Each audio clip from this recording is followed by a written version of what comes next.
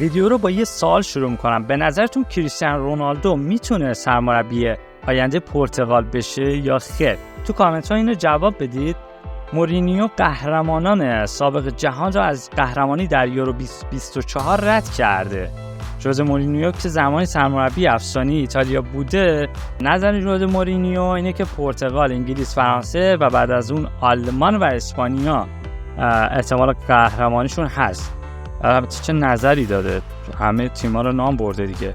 اما ایتالیا به عنوان قهرمانی اروپا از یک سال پرسیدن گفتی که باور ندارم، فکر نمی‌کنم، چون اونا استعداد کافی برای قهرمانی در این رقابت‌ها رو ندارن. مورینیو کشورش یعنی پرتغال رو به عنوان مدعی قهرمانی برای قهرمانی اروپا در سال 2024 معرفی کرده. روبرتو مارتینز قراره در بازی دوستانه امروز پرتغال مقابل ایرلند کریستیانو رونالدو، پپه و نئوس رو به داخل زمین بفرسته. البته گفته که معلوم نیست چند دقیقه بازی کنن یا اینکه به عنوان شروع کننده بازی باشن یا نه. کریستیانو رونالدو تجربه بیرحمانی داره و هیچ بازیکن دیگه‌ای با این تجربه وجود نداره و به خوبی میدونه چطور از فضا استفاده کنه و کار رو تموم کنه. لیگ برتر فوتبال پرفروش‌ترین پیراهن‌های خود رو اعلام کرده و لیونل مسی و لوئیس سوارز، ستاره‌های اینتر میامی، در صدر این لیست قرار دارند. سرمربی تیم ملی انگلیس گرت ساوتگیت گفته که قهرمان نشیم میرم. گرت در سال 2016 هدایت تیم ملی انگلیس رو بر عهده گرفته و امیدواره که این بار بتونه ناکامی چند سال اخیر رو جبران کنه و جام قهرمانی رو به خونه ببرن.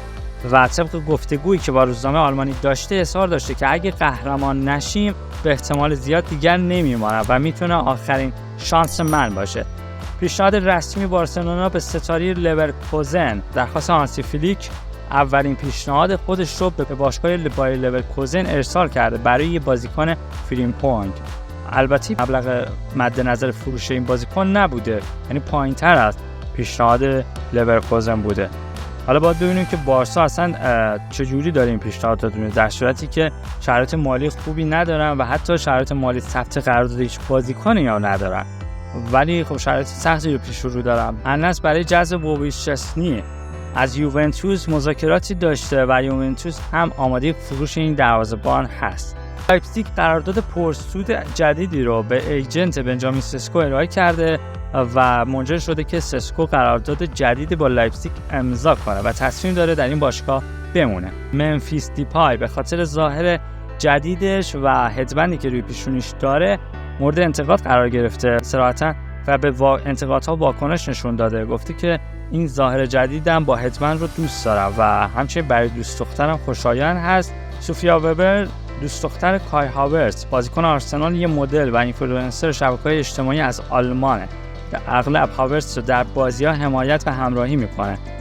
اونا از کودکی با هم در یه محله بزرگ شدن و در سال 2018 که هاورتز به چلسی پیوست با هم به لندن اومدن و با هم زندگی می‌کنن. در سال 2023 نامزد کردن و احتمالاً این تابستان جشن ازدواج این بازیکن به همراه سوفیا وبر رو خواهیم داشت. ممنون که ویدیو رو تا انتها تماشا کردین. کانال من رو سابسکرایب کنید.